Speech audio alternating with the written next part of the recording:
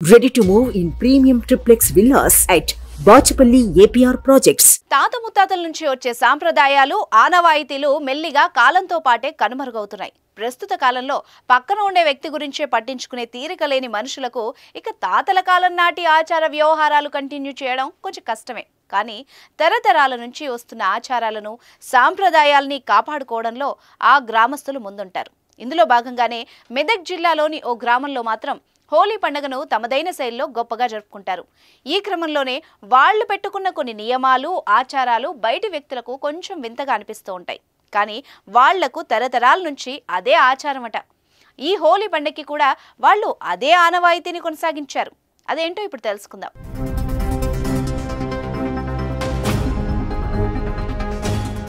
సంతోషం వచ్చినా, బాధొచ్చినా, పండగొచ్చినా ఇలా ఏదొచ్చినా అందులో ఊరంతా పంచుకోవడం వాళ్ళ ఆచారం. ఊరంతా కలిసి ఉంటేనే బలమని ఆ గ్రామస్తులు గట్టిగా నమ్ముతారు.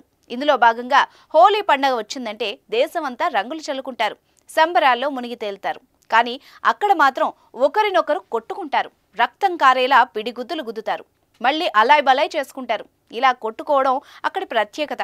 హోలీ పర్వదినాన అలా కొట్టుకోకపోతే గ్రామానికి అరిష్టం జరుగుతుందని వాళ్ళ విశ్వాసం. పోలీసులు వద్దన్నా, సర్కారు అనుమతి లేకున్నా గ్రామస్తులంతా ఒక్కచోటు చేరి పిడిగుద్దులాటతో తన ప్రత్యేకతను చాటుతోంది మెదక్ జిల్లా శివంపేట మండలం కొంతానపల్లి గ్రామం.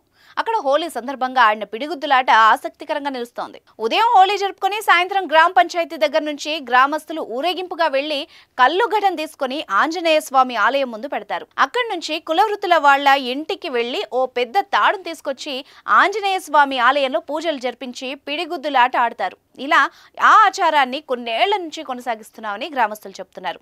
ఇదిలా ఉంటే నిజామాబాద్ జిల్లా బోధన్ సమీపంలో సాలూరా మండలం హుస్నా గ్రామంలో కూడా ఈ పిడిగుద్దులాట హోలీ రోజు సాయంత్రం ఆడడం ఆనవాయితీ. హోలీ రోజు గ్రామంలోని చావిడి దగ్గర గ్రామస్తులు 2 వర్గాలుగా విడిపోతారు. గ్రామ దేవతలకు ప్రత్యేక పూజలు చేస్తారు. అనంతరం గ్రామంలో కుల పెద్దల్ని డప్పు వాయిద్యాలతో చావిడి దగ్గరకు తీసుకొస్తారు. చావిడి దగ్గర 2 వైపులా బలమైన కట్టెలు పాతి వాటి మధ్య తాడు కడతారు. గ్రామస్తులు 2 వర్గాలుగా విడిపోయి తాడును మధ్యలో పట్టుకుని ఒకరిపై ఒకరు పిడిగుద్దుల వర్షం కురిపిస్తారు. ఇలా 15 నుంచి 30 నిమిషాల పాటు ఈ ఆట సాగుతుంది. అనంతరం ఒకరినొకరు ఆలింగనం చేసుకుని పండగ శుభాకాంక్షలు చెప్పుకుంటారు.